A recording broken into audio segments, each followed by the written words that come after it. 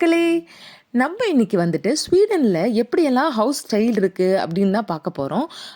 இங்க மோஸ்ட்லி வந்துட்டு அவங்க கட்டுற வீடு எல்லாமே ஒரே மாரி தான் இருக்கும். கலர் மட்டும் தான் வேரி ஆகும். ஆனா பார்க்கறதுக்கு எல்லாம் ஒரே மாரி இருக்கறனால ரொம்ப அழகா இருக்கும். எல்லாமே ஒரு வீடு இருக்கும். அவங்களுக்குன்னு ஒரு ஃபார்ம் லேண்ட் மாரி குட்டியா ஒரு லேண்ட் இருக்கும். ஸ்பேஸ் இருக்கும். ஒரு வீட்டுக்கும் இன்னொரு வீட்டுக்கும் நல்லா ஸ்பேஷியஸா இருக்கும். ஆனா அங்க பவுண்டரிலாம் கட்டியிருக்க மாட்டாங்க.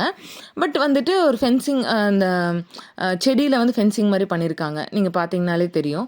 ஸோ ஒரு வீட்லயும் மோஸ்ட்லி வந்து சின்ன ட்ரீஸு அந்த மாரி வச்சிருப்பாங்க. இல்லன்னா ப்ளே ஏரியா மாரி செட் பண்ணியிருப்பாங்க. இங்க வந்துட்டு மேல தான் வீடு இருக்கும். கீழ கராஜ்ன்னு வச்சிருப்பாங்க. அவங்களோட வீட்ல ஏதாவது ரிப்பேர்னா அது சரி பண்றதுக்கோ, கார் ரிப்பேர் சரி பண்றதுக்கோ அந்த மாதிரி கன்ஸ்ட்ரக்ஷனே அதே மாரி தான் இருக்கும். மேல வீடு, கீழ கராஜ். சில பேர் கீழயும் ரென்டல்ல விட்டுருப்பாங்க. ஸோ இந்த ஸ்ட்ரீட் பர்ட்டிகுலரா பார்த்தீங்கன்னா, லைனா வந்து வீடு அழகா இருக்கும். ஒரே மாரி இருக்கும் எல்லா வீடும். ஸோ அழகா இருந்தது.